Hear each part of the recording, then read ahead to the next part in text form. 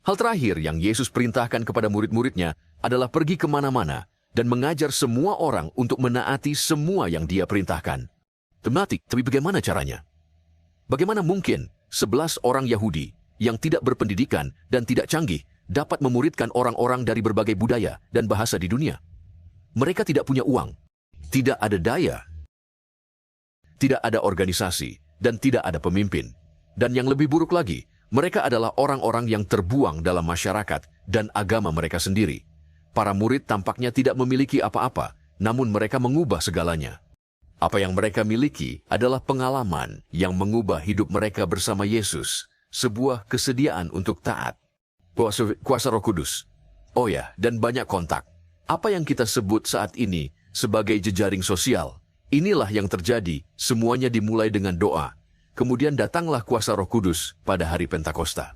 Setelah Pentakosta, orang-orang yang mengunjungi Yerusalem dari tempat-tempat yang jauh pulang dan menceritakan kepada teman-teman dan keluarga mereka tentang apa yang telah Tuhan lakukan. Dan ketika orang-orang itu menceritakan apa yang telah mereka alami, kabar baik tentang Yesus menyebar dengan cepat. Jejaring sosial pasca Pentakosta adalah bagaimana Injil menjadi viral. Itu terjadi lebih dari 2000 tahun yang lalu. Jadi bagaimana kabar kita hari ini? Ada beberapa kabar baik dan ada juga kabar yang kurang baik. Kabar baiknya, jumlah orang Kristen meningkat. Kabar buruknya, persentase orang Kristen tetap.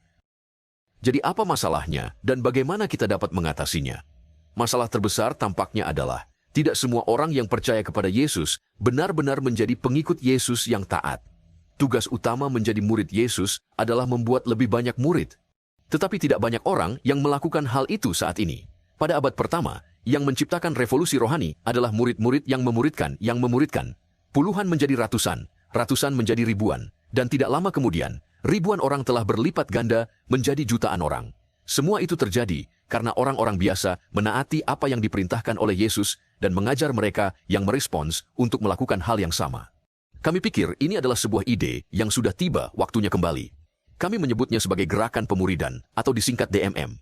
Ini adalah sebuah gerakan karena gerakan ini dapat berkembang biak secara alami. Jadi bagaimana Anda memulai gerakan pemuridan? Sebenarnya sangat sederhana. Mesinnya adalah apa yang kita sebut sebagai pendalaman Alkitab. Inilah cara kerja dari pendalaman Alkitab penemuan. Ketika Tuhan menyatakan seorang pemimpin dalam sebuah komunitas, seorang pelatih pemuridan akan membantu mereka untuk membentuk sebuah kelompok dari antara teman-teman dan keluarga mereka.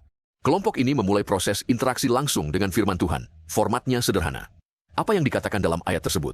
Apa artinya? Apa yang akan saya lakukan sebagai tanggapan? Dan akhirnya, siapa yang dapat saya ceritakan sehingga kelompok lain dapat memulainya? Penemuan pribadi, ketaatan langsung, dan replikasi yang konsisten adalah landasan peluncuran untuk gerakan-gerakan baru.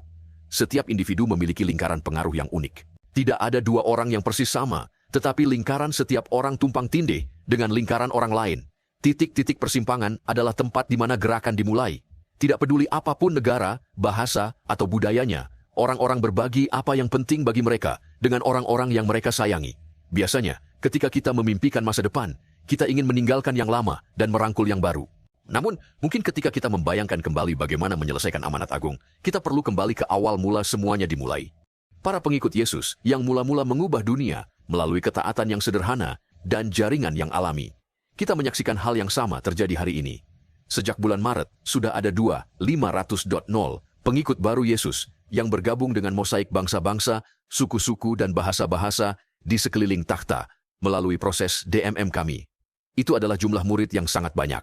Lebih dari 400.000 diantaranya adalah Muslim yang jatuh cinta kepada Yesus. Kami percaya bahwa ini hanyalah permulaan dari apa yang Tuhan ingin lakukan dengan melepaskan kekuatan gerakan pemuridan.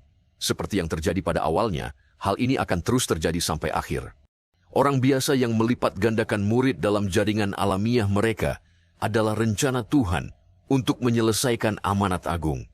Gerakan pemuridan, sebuah ide yang waktunya telah tiba kembali,